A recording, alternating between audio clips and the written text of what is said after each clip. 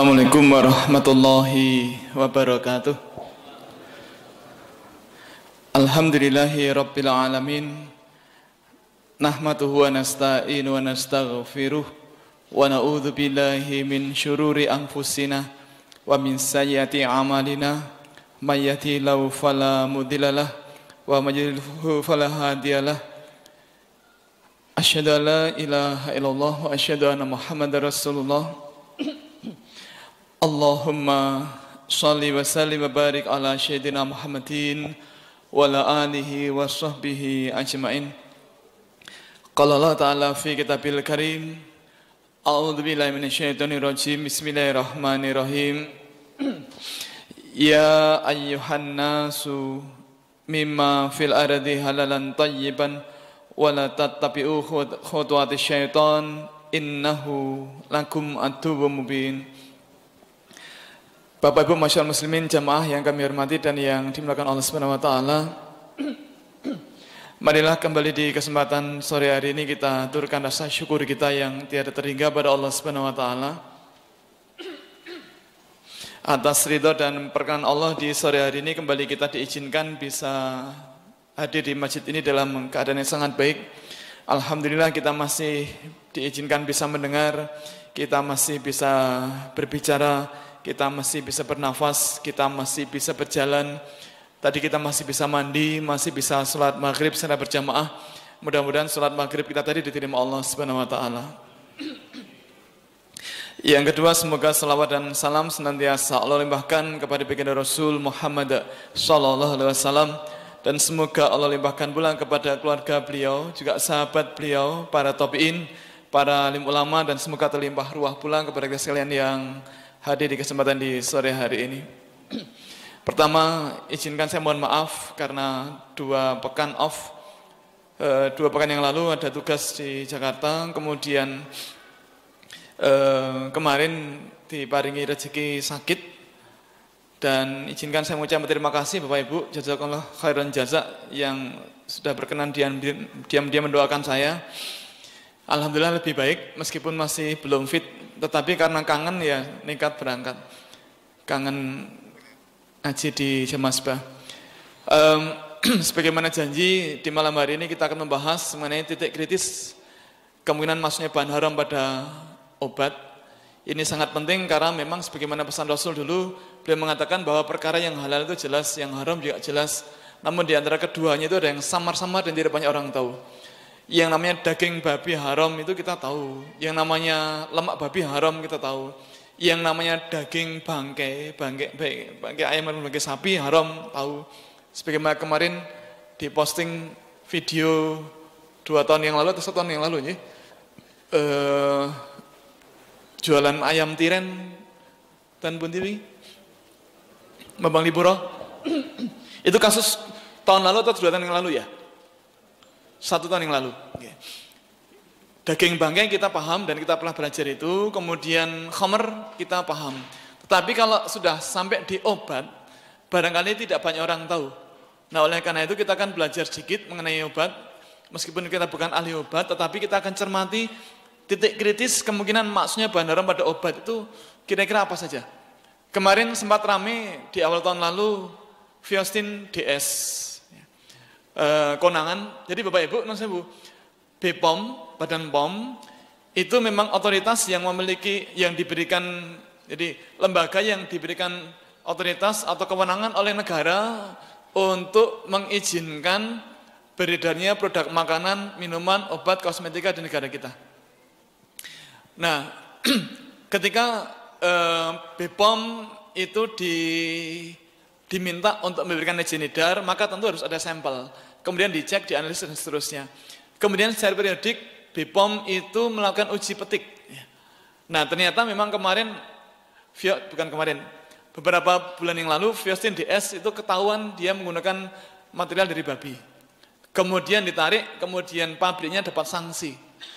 Tapi kemudian pabriknya membenahi diri, kemudian tidak lagi menggunakan bahan haram, kemudian nyari sertifikat halal dan dapat sertifikat halal dari BPOM. Viostin DS tidak boleh dijual, sekarang muncul dengan nama Viostin.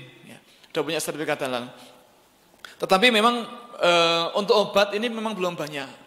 Beda dengan kosmetik, Bapak Ibu, kita berharap kasus obat ini nanti mudah-mudahan sama dengan kosmetik. Dulu kosmetik itu yang halal cuma 3. Maksudnya yang punya sertifikat halal cuma 3. Hanya Wardah, kemudian Kana, kemudian Purbasari. Cuma 3 dulu, pertama kali. Kemudian banyak konsumen muslim yang beralih ke Wardah. Nah kemudian pabrik-pabrik kosmetik yang lain yang ditinggal pelanggannya kemudian bingung ini pada kemana. Nah ternyata konsumen muslim itu sekarang sangat hati-hati, kemudian hanya menggunakan kosmetik yang bersertifikat halal. Maka kemudian banyak perusahaan kosmetik yang sekarang nyari sertifikat halal. Nah mudah-mudahan kasus obat ini seperti kosmetik, mudah-mudahan nanti akan semakin banyak. Tetapi memang begini, dulu pernah ada menteri zaman dulu, menteri yang dulu pernah agamanya Islam, kemudian murtad. Ini murtad ya. Namanya memang nama orang Islam, tetapi setelah menikah dengan boy ini murtad. Nah, si menteri ini dulu mengatakan bahwa semua obat itu pakai babi. Ini pernyataan si menteri ini membuat para dokter itu gelisah. Tidak hanya gelisah tapi juga mangkel. Kenapa mangkel? Ini menteri tapi kok seperti bukan menteri. Kenapa menteri kok tidak paham tentang obat? Obat yang pakai babi itu ada, tetapi tidak semuanya. Nah oleh karena itu kita akan cermati, karena memang mencari yang halal itu wajib bagi kita. Maka mari kita cermati titik-titik kritis di mana saja kemungkinan masuknya bahan haram pada obat.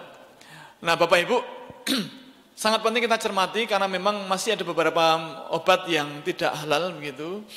Nah maka mari kita cermati kemungkinan masuknya bahan haram pada obat. Nah kita akan awali dengan video pendek. Video yang sangat terkenal di teman-teman herbalis. Video yang sering disebarkan oleh teman-teman herbalis untuk menjadi istilahnya apa ya? Menjadi bahan untuk promosi bahwa katanya semua obat itu haram. Obat-obatan medis itu haram, maka jangan pakai itu. Mending pakai herbal. Ini oknum, tidak semuanya ya. Oknum tidak banyak. Yang baik masih banyak. Nah, mari kita lihat videonya dan kita simak. Bapak Ibu, mari kita cermati isi videonya ini benar apa salah. Mari kita cermati.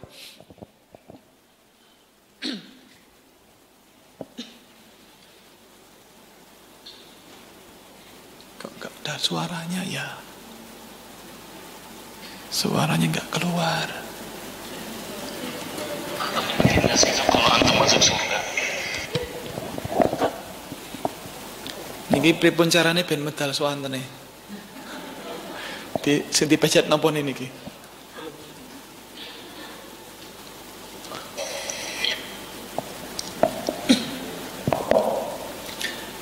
Kayak sing ten jero dereng disumet. Nah niki pun pol ya volumene.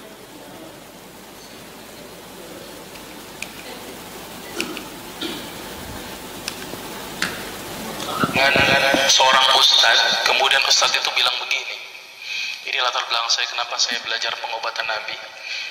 Ustaz itu bertanya kepada saya begini, Dok, antum yakin gak sih dok kalau antum masuk surga?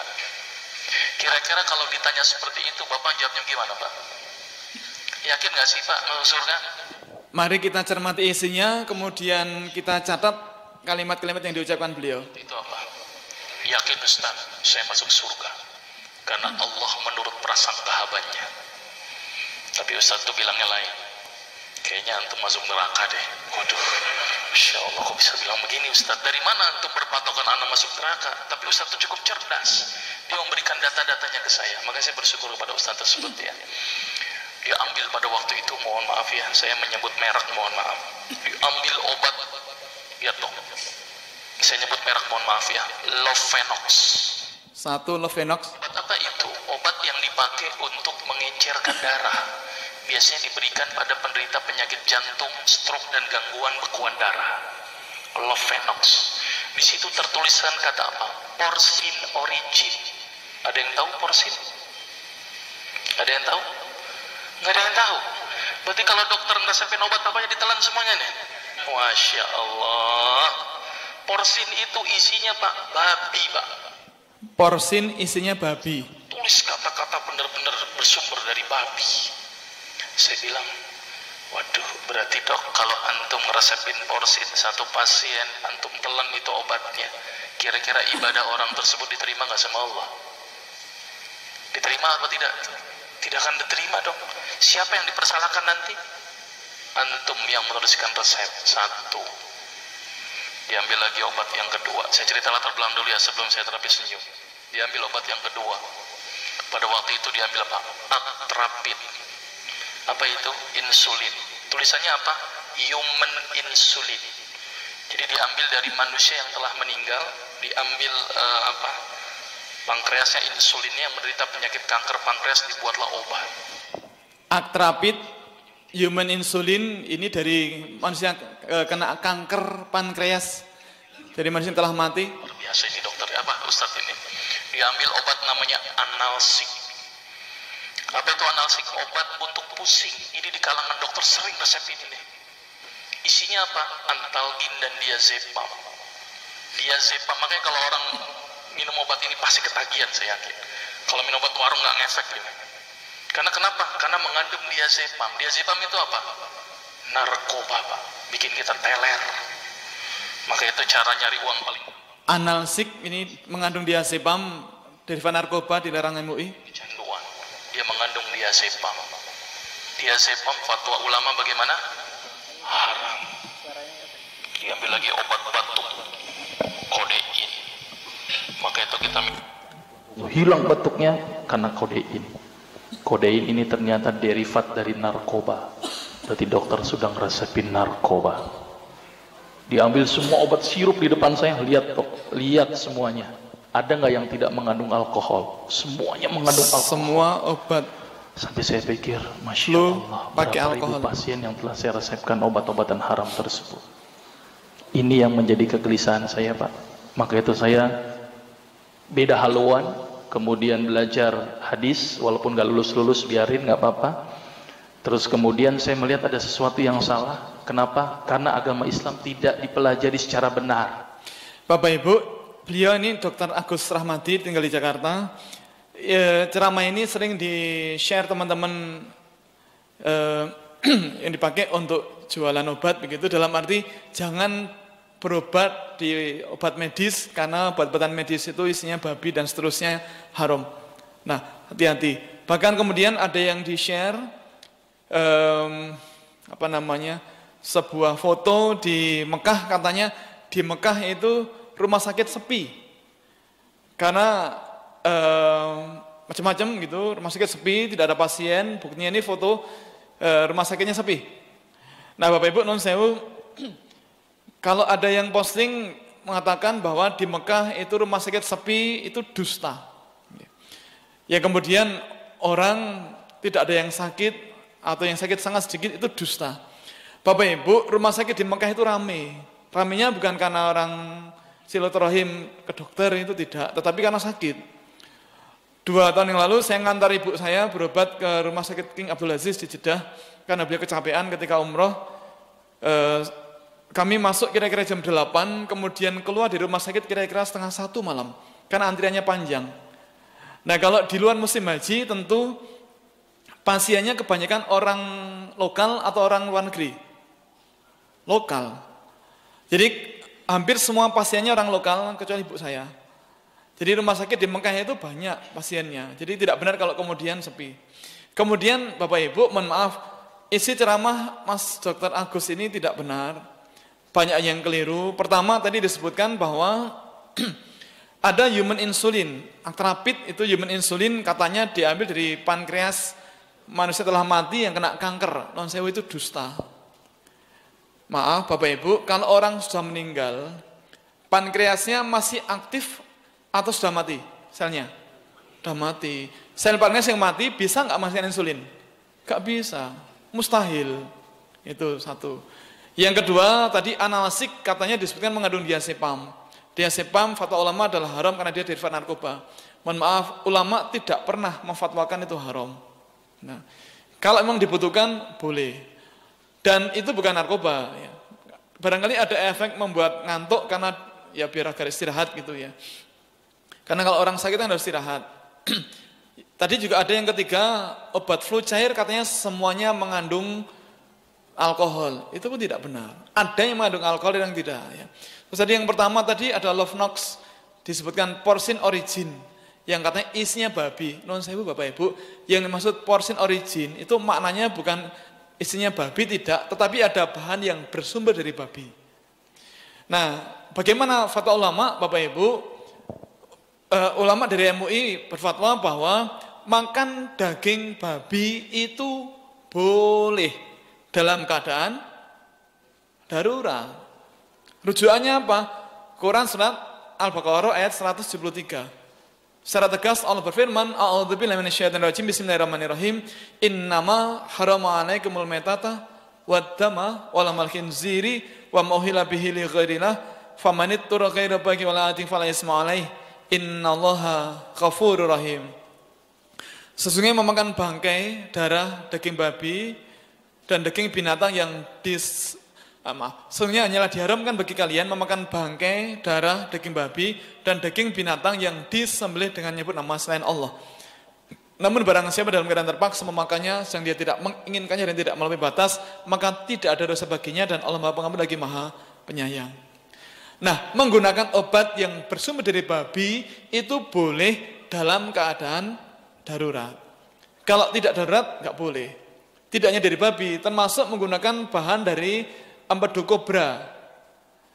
Katanya kalau minum obat itu maka tidak akan pernah sakit selamanya. Itu tidak benar ya. Itu namanya apa nggih? Dadi syirik gitu. Masa yang menyembuhkan itu empedu kobra. Nah, maka Bapak Ibu, nampaknya Mas Dr. Agus ini kena tegur oleh MUI dan IDI, Ikatan Dokter Indonesia.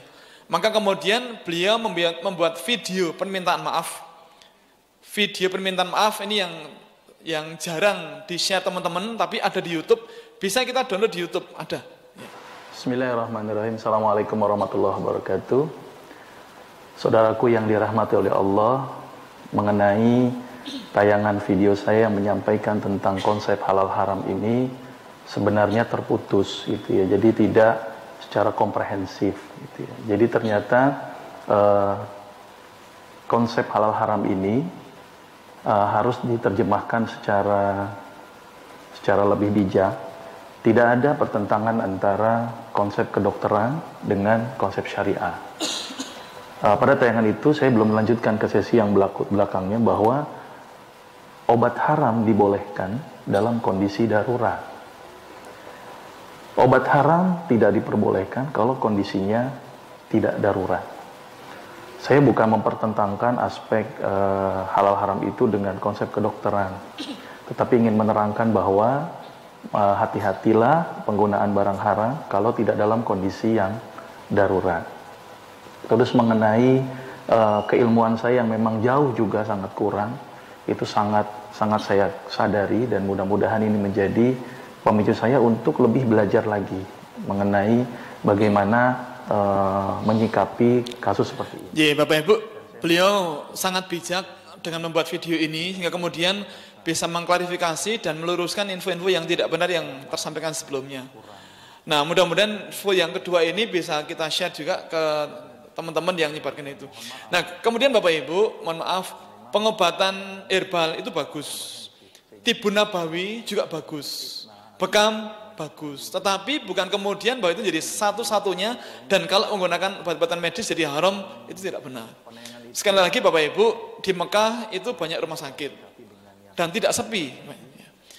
2013 saya menjenguk teman satu rombongan haji, beliau istri Bapak Suwardi, guru biologi SMP 8, pensiunan. Bu Suwardi lah ketika beliau sakit, opnam di rumah sakit di Mekah, dari penampilannya nampak beliau itu seperti tidak ada harapan untuk sembuh. Bahkan sempat ada rencana beliau nanti pulangnya disusulkan. Kita sempat menengok obat-obatan yang diberikan dokter untuk beliau itu bukan herbal, tapi obat-obatan medis biasa, farmasi biasa. Ya. Nah, tetapi Masya Allah ketika pesawat membawa beliau pulang, di perjalanan beliau tidak berhenti batuk terus. Ya. kita sempat sangat tidak tega dan kemudian banyak mendoakan beliau. Dan Masya Allah karena kekuatan doa Bapak Ibu, apalagi beliau pulang haji, kemudian doanya sangat kuat, turun di Danudan, kemudian masuk rumah sakit di Solo, siang masuk, kemudian malam dibawa ke Jogja, sehat walafiat, sempurna sampai sekarang. Bekas sakitnya itu hilang sama sekali. Luar biasa kekuatan doa itu. Syukuran jazilan atas bantuan. Nah, Bapak Ibu, jadi pengobatan medis itu asal dia tidak bertentangan dengan ajaran agama kita itu boleh. Nah, oleh karena itu mari kita cermati titik kritis kemungkinan masuknya bahan haram pada obat itu apa saja. Yang pertama kita cermati, yang pertama Bapak Ibu, khamar. Khamar banyak ditambahkan dalam obat flu cair. Yang paling banyak ditambahkan adalah etanol. Etanol itu singkatan dari etil alkohol, dipakai sebagai pelarut. Bapak Ibu barangkali masih ingat zaman dulu kalau minum obat flu itu pasti ada tulisan kocok terlebih dahulu. Kemutan nggih? Zaman dulu. Sekarang ada yang ada tulisan itu, ada yang tidak. Kalau pakai alkohol, insya Allah tidak ada tulisan kocok terlebih dahulu, tidak ada. Tetapi kalau tidak pakai alkohol, biasanya ada tulisan kocok terlebih dahulu. Kenapa? Karena fungsi alkohol atau etanol itu adalah sebagai pelarut, agar bahan-bahan obat itu larut dengan baik. Jadi emulsi yang bisa larut dengan baik, sehingga kemudian tidak perlu ada tulisan kocok terlebih dahulu. Nah, tetapi Bapak Ibu, para ahli farmasi dan dokter bersepakat bahwa tidak ada unsur obat pada etanol. Tidak ada unsur obat pada alkohol. Fungsi alkohol atau etanol di situ bukan sebagai obat, tetapi hanya sebagai pelarut. Zaman dulu orang mengatakan bahwa tidak ada alternatif yang lain. Dan etanol ini jadi satu-satunya alternatif. Tetapi sekarang orang mengetahui, oh bisa kok nggak pakai etanol. Makanya sekarang banyak obat flu cair yang tidak menggunakan pelarut etanol. Banyak, nanti kita lihat. Nah, ada beberapa obat yang juga jadi tidak halal karena dicemari dengan etanol. Termasuk Bapak Ibu barangkali ada yang pernah jalan-jalan ke warung jamu, itu ada anggur kolesom, cap orang tua atau cap orang tua nggih, bukan orang muda nggih, orang tua mau jenggoten. Terus ada juga arak. Sewu ini semuanya tidak boleh ditambahkan pada obat. Nah, maka Bapak Ibu kita tidak boleh menggunakan obat-obatan flu ataupun obat yang lain yang menggunakan etanol. Rujukannya adalah hadis dari Tariq bin Suwaid. Beliau seorang tabib, pernah beliau bertanya pada Rasul tentang khamr, tentang arak. Nah, mendengar itu Rasul melarang Tariq menggunakan arak sebagai campuran obat atau bahan obat. Nah, Tariq mengatakan, aku hanya menjadikannya sebagai campuran obat. Nah, baginda Rasul mengatakan bahwa khamr itu bukan obat, tapi penyakit. Bapak Ibu, Rasulullah itu nate goroh napa mboten? Rasul pernah berdusta apa tidak? Nah, maka dengan keyakinan iman kita meyakini bahwa jika Rasul mengatakan bahwa khamr itu bukan obat tapi penyakit, maka ini benar. Maka itu benar. Kemudian Nabi SAW bersabda, sesungguhnya Allah telah menurunkan obat, penyakit dan obatnya, dan menjadikan untuk kalian bahwa tiap-tiap penyakit ada obatnya. Oleh karena itu berobatlah, tetapi janganlah berobat dengan sesuatu yang diharamkan. Nabi SAW juga pernah bersabda, sesungguhnya Allah tidak menjadikan penyembuhanmu dengan apa yang diharamkan atas kamu. Nah, oleh karena itu Bapak Ibu, monggo ini kita cermati kira-kira jenis-jenis obat flu apa saja yang ditambah dengan khamr. Contohnya apa tadi Bapak Ibu? Vicks 94, kemudian Bisolfon, ada lagi OBH Kombi. Saya pernah cek, saya belum cek akhir, ini tahun 2017 saya ngecek OBH Kombi itu 2% ditambah etanol. Kalau Excedrin itu 2,5% alkoholnya. Kemudian Bisolfon yang elixir itu 3,72% etanol atau etil alkohol. Kemudian Woods yang ekspektoran itu 6%. Kemudian Activate Plus itu hampir 7% etanolnya. Kalau Activate Plus yang pereda batuk itu hampir 10%, 9,9%. Kemudian Vicks Formula 44 yang ada DT-nya ini 10%. Yang tidak pakai DT 10,5%. Rekor sementara masih di fix Formula 44 ini 10,5%. Maka kalau kita cermati pada obat fix Formula 44 itu tidak ada tulisan kocok terlebih dahulu, tidak ada. Karena ada tambahan etanol ini. Nah Bapak Ibu, para ulama dari mazhab Syafi'iyah di Indonesia, Malaysia, Filipina, Thailand dan sekitarnya berpendapat bahwa khamr itu tidak boleh ditambahkan, tidak boleh kita minum meskipun hanya sedikit. Rujukannya sebuah hadis di mana Rasul mengatakan minuman keras itu apabila dalam jumlah banyak itu memabukkan, maka sedikit pun itu tetap diharamkan. Di hadis yang lain Rasul mengatakan makanan atau minuman yang dalam jumlah sefuruk, seember itu memabukkan, maka segenggam telapak tangan pun itu diharamkan. Maka meskipun sedikit ini tidak boleh ditambahkan pada campuran obat. Jadi para ulama dari mazhab Syafi'iyah berpendapat bahwa penambahan ini membuat obat menjadi tidak halal. Lalu Bapak Ibu, terus bagaimana kalau kita batuk pilek? Kalau saya kemarin kan dikeri, sama istri dikeri, kok mboten mari. Biasanya dikeri ini ke mantun, tapi karena mungkin pon tandon itu napa nggih. Kemarin mungkin karena memang sudah puncak kelelahan, ambruk, maka ya tidak hanya Jamaah yang saya batalkan, Masjid Al-Firdaus Ngodho nggih kula batalke, Masjid Al-Amin Gamingan kula batalke, termasuk mucal biologi tenis Negeri Tunggal nggih kula batalke. Ya pengen istirahat, ya alhamdulillah membaik. Atau minum madu, jeruk kecap, jahe. Kok nggih mboten mari? Pesen dokter. Nah, Bapak Ibu, ada nggak obat flu yang tidak beralkohol? Ada apa tidak? Ada. Contohnya apa? Contoh obat flu pabrikan yang tidak menggunakan etanol, contohnya apa? Napa contohnya pun apa? Laserin, betul. Napa boleh? Teh hangat. Ini teh panas. Napa? Laserin terus alarin ekspektoran terus napa boleh? Nanti biar Ekadril, Sanadril, Sanmol, Maxtril, Comix Herbal, Dekolsin, Siladex, Benadryl, ini baturun panas tempra, obat-obat ibu anak yang merah itu, Konidin, Anakonidin, dan lain-lain, dan lain-lain. Malah ada 3 obat flu yang memiliki sertifikat halal, yaitu obat batuk herbal antangin, Nelco spesial, dan Cough herbal cough. Kalau obat batuk herbal antangin, botolnya warnanya apa? Botolnya coklat tua, tapi labelnya hijau. Kardusnya hijau. Kalau Nelco spesial, kalau tidak salah, merah hitam. Kalau herbal cough ini biru putih.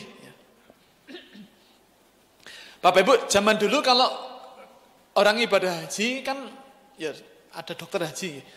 Obat batuk standar yang ada di suitcase atau koper dokter haji itu adalah OBH. Maka ada anekdot OBH singkatan dari obat batuk haji. Zaman rien. Tapi kemudian Depak, sekarang Kemenak nih, mengetahui bahwa ternyata OBH itu ditambah dengan etanol. Maka kemudian dicoret dari daftar obat haji. Nah, kemudian dicari obat flu yang punya sertifikat halal apa? Ketemulah ini obat batuk herbal antangin. Maka zaman sekarang di koper dokter haji itu yang kita temukan ini obat batuk herbal antangin.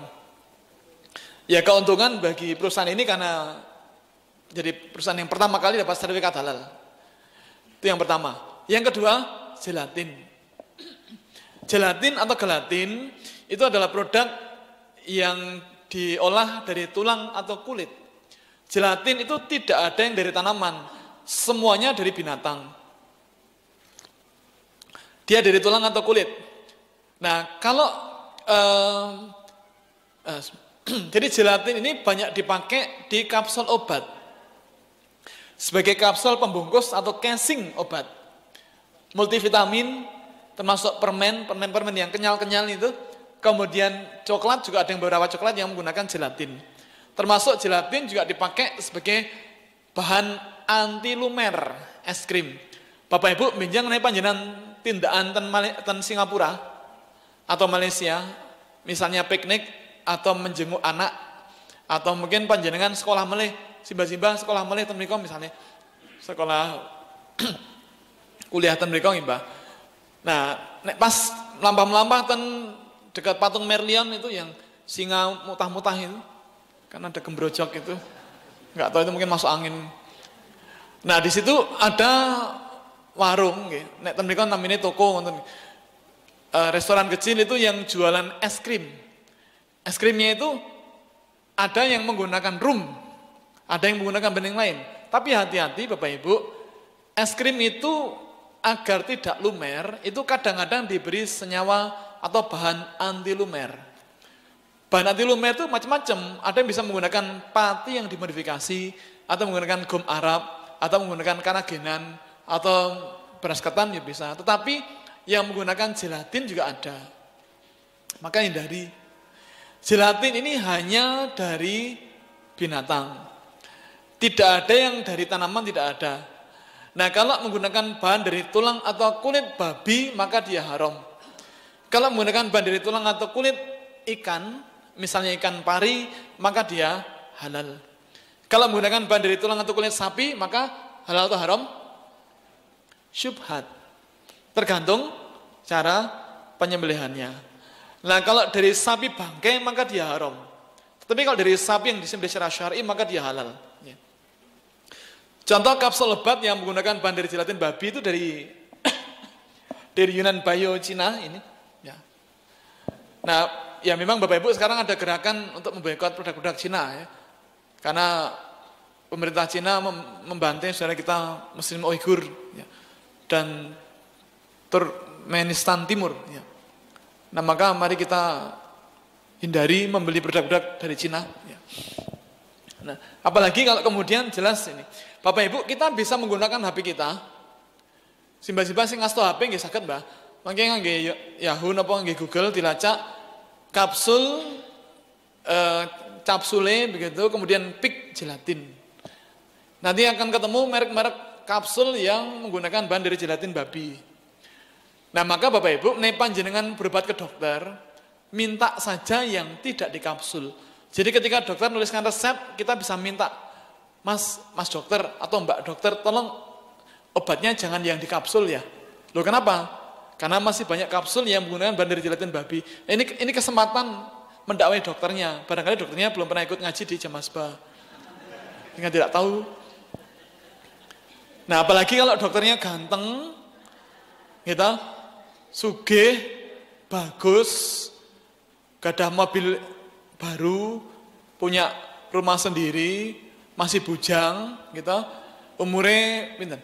Sangang-doso, masih muda, baru 30 tahun, belum menikah, kemudian panjenengan punya anak perempuan, soleha, mbak menawa cocok ketika berobat, dilanjutkan yang lain monggo.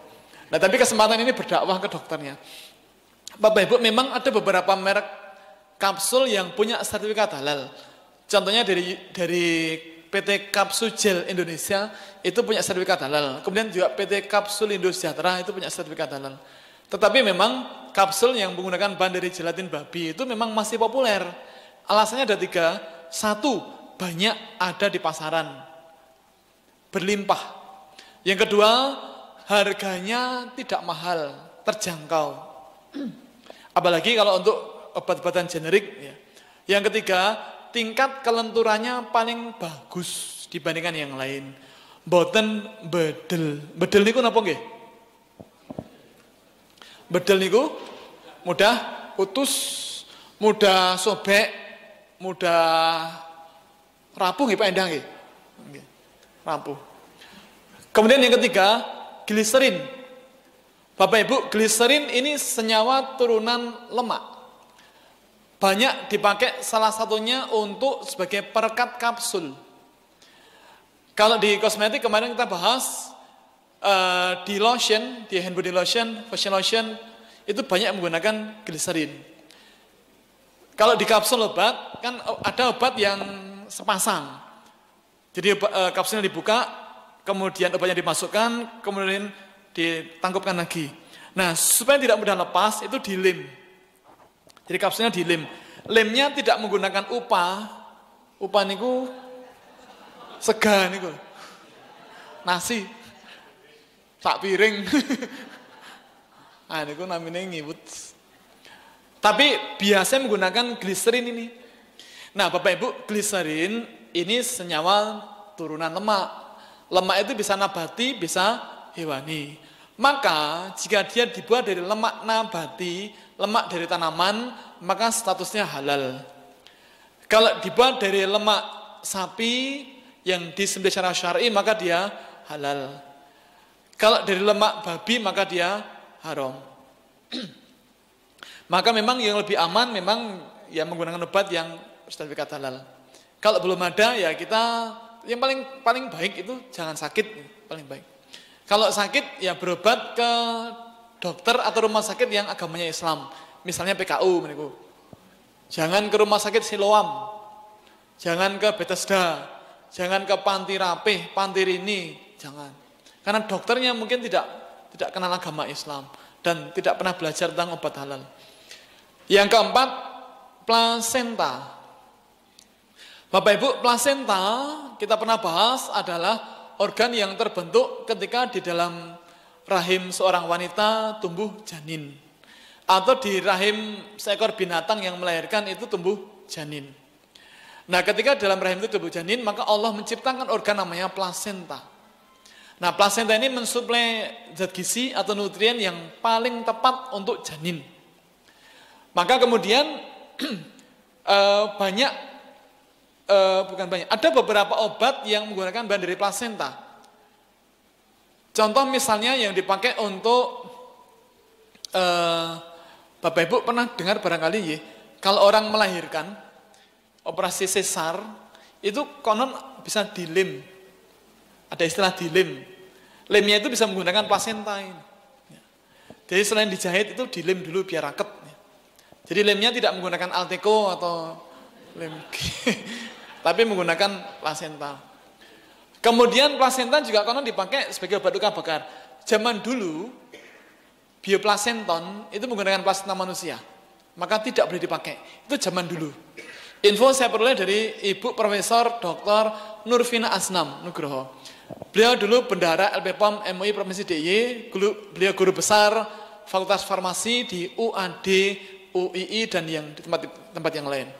Tetapi tahun lalu ketika kami ngajar halal kelas angkatan kedua di Masjid Kampus UGM, ada salah satu mahasiswa halal kelas yang mengatakan, saya kemarin sempat kerja di bioplasenton dan bioplasenton sudah mengganti bahannya menggunakan bahan yang halal, tidak lagi menggunakan plasenta manusia, gitu. Nah, maka bisa jadikan sebagai alternatif ya. Jadi bisa menggunakan bioplasenton atau trombofob ataupun yang lain. Ya paling aman ya ampun ngantos ke selomot. Ya, paling aman. Kemudian obat pelancar ASI. Bapak Ibu, obat pelancar ASI itu macam-macam. Kalau herbal biasanya menggunakan apa? Yup. Gitu Bu. Jamu yup toh. Apa daun katuk?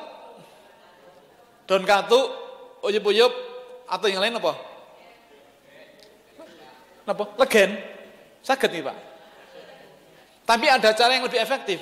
Bapak Ibu begini, kalau menurut ilmu fisiologi tubuh, yang namanya ASI keluar atau tidak keluar, itu hormonal. Itu kaitannya dengan hormon prolaktin. Prolaktin prolaktasi untuk produksi air susu.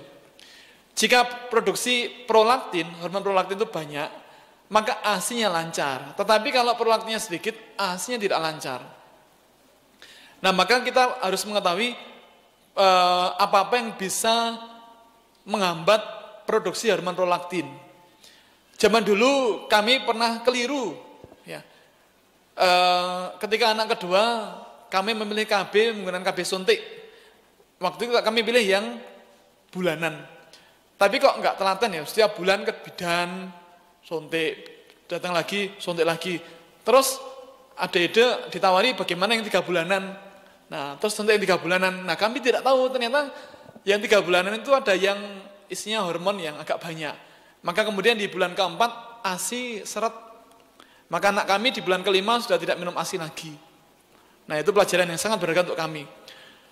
Kemudian Bapak Ibu ada beberapa faktor psikologis yang membuat ASI itu lancar atau tidak lancar. Ini penting terutama bagi mas-mas, mbak-mbak yang berencana akan punya anak lagi.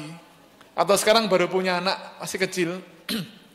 Kalau anak kami kan udah 20 bulan. Kemarin teriak-teriak di situ. Bisa ikut lagi akhir bulan. Insya Allah. Nah, Bapak Ibu ada beberapa faktor psikologis yang membuat ASI menjadi tidak lancar. Maaf, produksi air susu ibu itu sangat dipengaruhi oleh hormon prolaktin. Dan hormon prolaktin ini terhambat kalau emosi wanita itu baru tidak stabil. Nesu, mangkel, stres, itu menghambat produksi hormon prolaktin. Maka mas-mas, bapak-bapak muda yang punya istri yang baru menyusui, tolong jangan pernah mengajukan proposal akan menikah lagi ketika istri baru memang bayi, baru neneni, tiba-tiba datang, Mi, aku tak nikah lagi ya. Oh langsung ngunci nih Pak. ASI gak keluar lagi, ngunci nih. Atau ditakut-takuti baru menyusui, suami datang, Bu, aku jane di utang 100 juta. Niku ASI ngunci Pak. Tetapi sebaliknya begini, kalau istri baru menyusui tiba-tiba, Dek, maaf, jangan tersinggung ya. Nek tak pundut ke HP Galaxy Samsung S20 misalnya. Nonton mboten niku.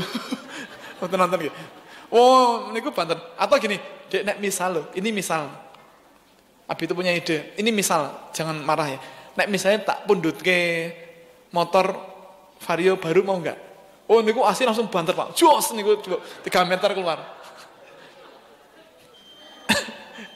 Tapi kalau sekali lagi kalau dibuat mangkel, gelisah, nggak akan keluar lagi. Apalagi lebih parah dari itu. Bapak Ibu jamaah yang hormati dan yang dimuliakan Allah Subhanahu wa taala. Di sesi kedua ini sedikit barangkali 10 menit terakhir barangkali ada pertanyaan kita persilakan sebelum kita akhiri. Karena sekarang Isya semakin mundur nih. Monggo barangkali ada. Kalau belum ada izinkan saya menyinggung sedikit mengenai pertanyaan di WA Group tadi siang terkait dengan ijon. Bapak Ibu, besok kita ada satu materi yang judulnya itu haram li ghairihi, itu dosanya bisa lebih berat daripada dosa makan daging babi. Nah, itu seperti apa bisa akan kita bahas satu persatu. Nah, salah satu di antaranya itu adalah tentang riba. Nah, contoh riba yang paling banyak diterapkan di masyarakat barangkali adalah sistem ijon.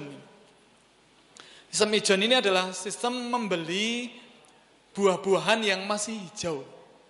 Masih di atas pohon, masih pentil, belum mateng, dibeli sekarang tapi panennya besok ketika sudah mateng. Jadi misalnya kita punya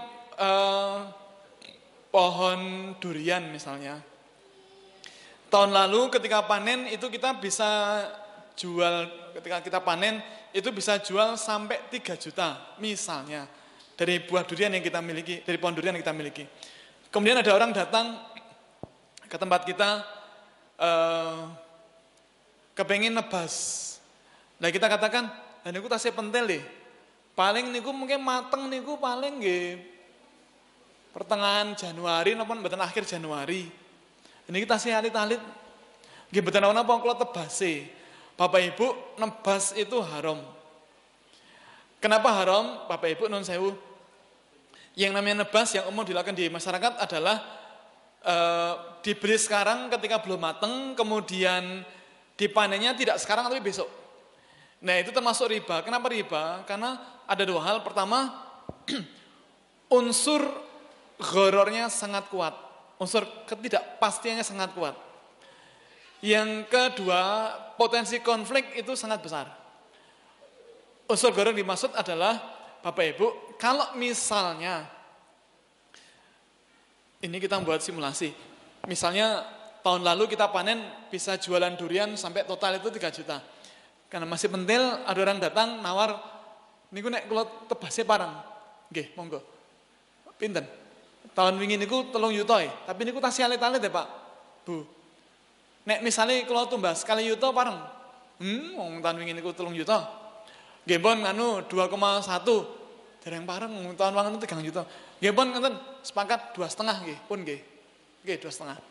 Akhirnya dibayar cash 2,5. Tapi panennya tidak sekarang, panennya besok. Bapak Ibu, kira-kira si pembeli itu gelo apa tidak? Kalau misalnya ini kan banyak hujan angin. Angin itu wageng, baratnya ageng, hujan angin, sampai kemudian buah-buah durian yang kecil-kecil termasuk kembang itu rontok. Yang tersisa itu hanya buah kira-kira hanya sekitar 20 buah. Didol niku namung payu paling nggih namung gang 100.000. Padahal pun bayar pinten mau 2,5, tuna 2 juta. Kira-kira si pembeli gelo apa mboten? Gelo. Sebaliknya kalau cuaca bagus. Nah, kalau kemudian ada orang napa nggiring sapi, sapinya mesti menggok, terus pipis ten niku kayak pupuk. Terus buahnya kemudian tumbuh dengan sempurna, ketika dipanen itu bisa dijual sampai 4 juta. Kira-kira si pemilik pohon durian gelo apa mboten? Gelo. Itulah karena unsur ketidakpastian yang sangat kuat, maka jual beli dengan cara ijon itu tidak boleh di dalam Islam. Contoh lain ijon itu membeli karung dalam kucing. Jadi misalnya ada orang jualan kualik nggih. Kalau matur napa wau? Membeli karung lho nggih ta? Membeli pripun ta, Pak? Membeli kucing dalam karung. Jual beli kucing dalam karung itu boleh kalau kita melihat kucingnya dibuka, kucingnya kayak napa, terus dinyang. Niku angsal. Yang tidak boleh adalah membeli kucing dalam karung, kemudian kita tidak boleh melihat kucingnya, itu nggak boleh. Jadi speknya nggak jelas, itu nggak boleh. Misalnya ada orang jualan, misalnya ada orang gendong karung, terus, wah kuwi penculik anak, mboten niku dodol kucing. Nyolong nyulik cah cilik, mboten niku kucing. Mandi apa Ibu? Niki mandi kucing, kucing Persia, kucing Anggora. Warnanya hijau toska. Misal wonten garis-garisnya biru misalnya. Menarik. Mbok menawa wonten lho niku. Mbok kula tak ningali, oh ampun nggih ndak ucul. Mboten asal ditingali, mboten asal nggih ndak ucul. Terus niku disate pinten? Niki tasih enem ya. Niku nyanyi-nyanyi ngoten niku kula ajeng kula sadyan niku kali 100.000. Lho kok larang? Lah wong namine kucing Persia. Kucing Persia kan wulune kuandel. Bulunya panjang, wajahnya unik, kalem dan seterusnya. Pinten mau? 100. Nek kula nyang pareng, nggih monggo. Ning ampun nesu nggih nek anu nggih. Monggo. Nek 100, dereng pareng. Akhirnya sepakat 150.000 dilepas. Terus bawa pulang, sampai di rumah, ibu tadi mengatakan, Mas, Mbak, nimbali anak-anaknya. Ibu niki mundut, kucing Anggora, kucing Persia, warnanya hijau toska. Yuk dibuka, yuk diparingi maem yuk. Wah ibu mampir ten niku lho ten WS, tumbas mundut pakan kucing. Kiswas. Kok kiswas? Niku dadi iklan. Nek nyebut Whiskas mah dadi iklan Kiswas. Yuk diparingi maem yuk. Nah, kemudian ketika dibuka, kira-kira mereka kecewa apa tidak? Ketika dibuka, ternyata itu bukan kucing Persia, tapi kucing lokal, kucing garong. Warnanya mboten hijau toska, tapi ireng luwuk klawu, kathah lendute. Terus kenapa kok ngeyang-ngeyang, kenapa kok nyanyi? Ternyata sikil sing kiwa niku sajane nanti digebuk tiyang terus nanan. Wonten niku napa?